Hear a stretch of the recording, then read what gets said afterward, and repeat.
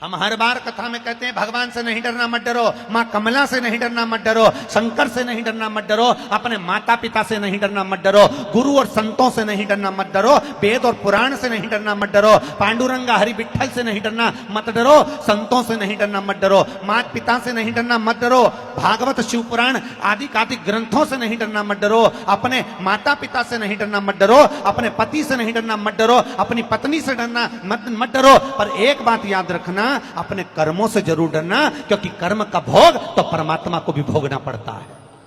कर्म का भोग तो परमात्मा भी भोगते हैं। कर्म भोगने से, इसलिए कर्म करने से पहले विचार करना कि हमने झूठ कितनी बार बोला, हमने छल कितनी बार करा, हमने प्रपंच कितनी बार करा, हमने बेईमानी कितनी बार करी, हमने कपट कितनी बार करा, क्योंकि कर्म का भोग भोगना पड़ता है। और कर्म का भोग, एक व्यक्ति ने प्रश्न करा, महाराज जी वो भगवान कृष्ण के पिता वसुदेव जी थे, नाम क्या था उनका, जम के बोलो, वसुदेव।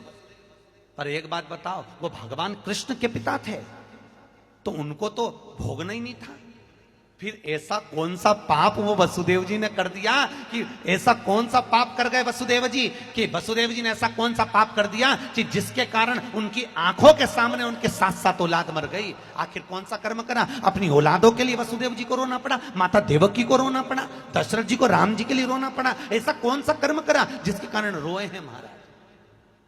कभी कभी ध्यान करा करो कि हमने कौन सा कर्म करा जो हमको दुख मिला, हमने कौन सा कर्म करा जो हमारे पांव में कांटा चुभा। यहां तो शिव महापुराण की कथा कहती है, अगर पांव में एक ठोकर भी लगी है तो उसके पीछे भी तुम्हारा पूर्व का कर्म है महाराज। एक ठोकर भी लगी है तो पूर्व का कर्म। कितनी सुंदर बात लिखी है भविष्य पुराण में कि कोई डॉक्टर अगर तुमको इंजेक्शन लगा रहा है, कौन, अरे जम के बोलो जरा, डॉक्टर इंजेक्शन लगा रहा है तो यह भी समझ लेना कि इससे तुम्हारा पुराना कोई लेन देन रह गया था, तूने इसको कहीं कांटा चुभाया होगा, तूने इसको कहीं परेशान करा होगा, इसलिए पूरी दुनिया के पूरी करमाला के डॉक्टर को छोड़कर तू उसी डॉक्टर के पास क्यों पहुंची? क्योंकि उस डॉक्टर से तेरे हाथ में इंजेक्शन लगना, सुई लगना थी, क्योंकि उससे तेरा हिसाब रह गया था आधा। कई लोग तो करमाला छोड़ के पूना में जाते हैं डॉक्टर को दिखाने। अरे बोलो तो सही है कि गलत है?